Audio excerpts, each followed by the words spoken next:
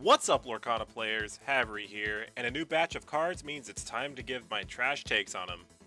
Never forget. Anyways, let's get this started. First up is a brand new Sapphire action card. It's Distract. Distract is a 2-ink action that says, chosen character gets -2 attack this turn, draw a card. So this card has a lot of brothers and sisters. Like, a lot. Improvise, Vicious Betrayal, What Did You Call Me, He's Got a Sword, and Charge.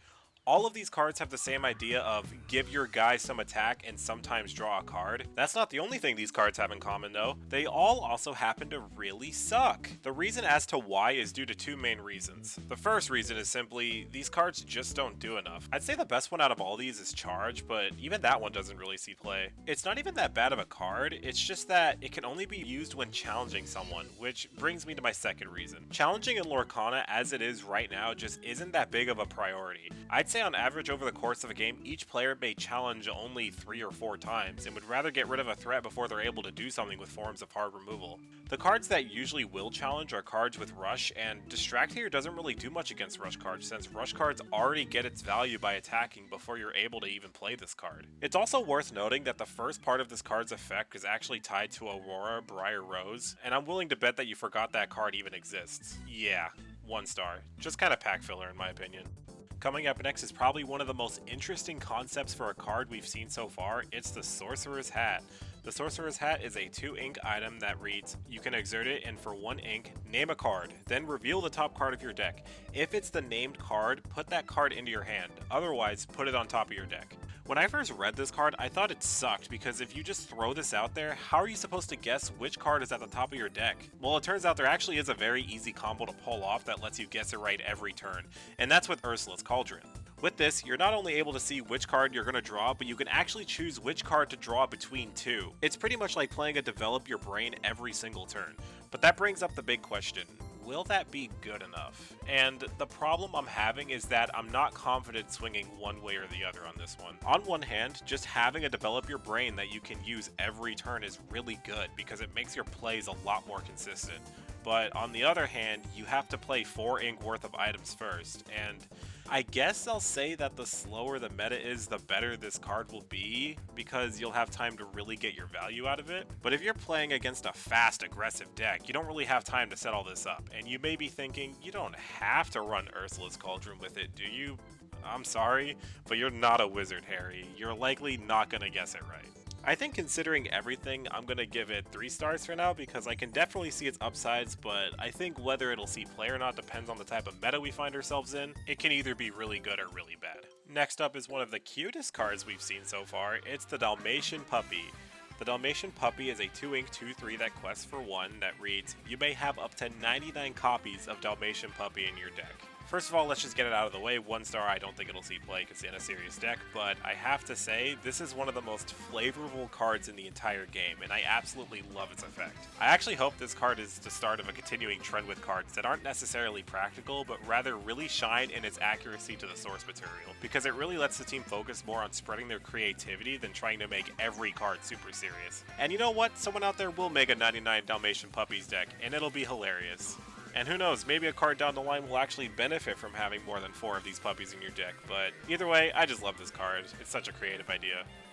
Let's go from kids to parents with Pongo, the Determined Father. Pongo is a 3-ink 3/2 that quests for 1 that has the effect, once per turn you may pay 2 ink to reveal the top card of your deck. If it's a character card, put it into your hand, otherwise put it at the bottom of your deck. This card is actually really interesting, and I'm not necessarily talking about the effect itself. The part that's noteworthy to me is the fact that its effect can, 1, be triggered at any point during your turn, and 2, you don't need to exert Pongo in order to activate it. I think that alone makes it pretty strong, but the effect itself is pretty good too. It's kind of comparable to Mufasa, which lets you draw the top card of your deck once it's banished, and play that card if it's a character card, and there have been entire decks built around him. So I imagine at the very least this will 100% see play in that deck, but even beyond that, I think this card has potential. Sure, it would suck if you happen to draw a pretty good song and put it at the bottom of your deck, but if you're worried about that, you could always use Ursula's Cauldron. I think that this card has potential to be pretty good, but I don't think it's insane or anything, so I'm going to give it 4 stars. It'll definitely see play in the Mufasa focus deck, but outside of that, it won't be as good. Still a great card though. We've got some new item support coming in. It's Scrooge making his Lorcana debut. Scrooge is a 5 ink uninkable 3/5 that quests for 1, that during your turn this character gains evasive, and during your turn whenever this character banishes another character in a challenge, you may play an item for free. The thing with Scrooge is that he kind of suffers from having an effect that is too specific to pull off while also just being a bad statted uninkable otherwise. I think the effect is actually pretty good when it triggers. I mean, who wouldn't want a free item? It's just that with 3 attack, you're not going to be able to take out too many guys. I'd have a different take if there is any sort of challenging support for Sapphire or if Scrooge had Challenger, but right now I think this card is just kind of mediocre. If the future comes around and challenging is actually important and there's a way to make this card work a little easier, I may change my mind, but right now I'm doubtful that this will see play. Gonna still give it 2 stars because its effect is still really good for item decks, and I'm sure it will be experimented with. Last one for today is a card I forgot to talk about last time. We've got Mama Odie. Mama Odie is a 6 ink uninkable 3/6 that quests for 2 with the effect, whenever this character quests, you may move up to 2 damage counters from chosen character to chosen opposing character. I gotta say, I'm loving all the interesting concepts for this set. We're getting some really interesting ideas. Being able to transfer damage isn't something that's been done yet in Lorcana, so it's really cool to see that concept implemented here. As for its viability, it comes off as very slow. I wouldn't be saying this if its effect triggered when it entered play as well, like Harem does, and its effect isn't as impactful as that card's effect. With that said though, I have a strange feeling that this card will see play despite my gut telling me that it won't. I think over the course of the reveals, there will be cards that will synergize very well with this effect, and it'll make it actually really good. For now though, if this were dropped into this current meta, it wouldn't even stand a chance. I'm going to be giving it a very hesitant 4 stars. I do think its effect is impactful enough, I just think more cards need to be revealed that'll flesh out this kind of archetype more. And that's it for this batch. What do you guys think of the cards? Do I underrate or overrate any of them? Let me know what you think in the comments, and make sure you subscribe for more content like this. And as always, take care.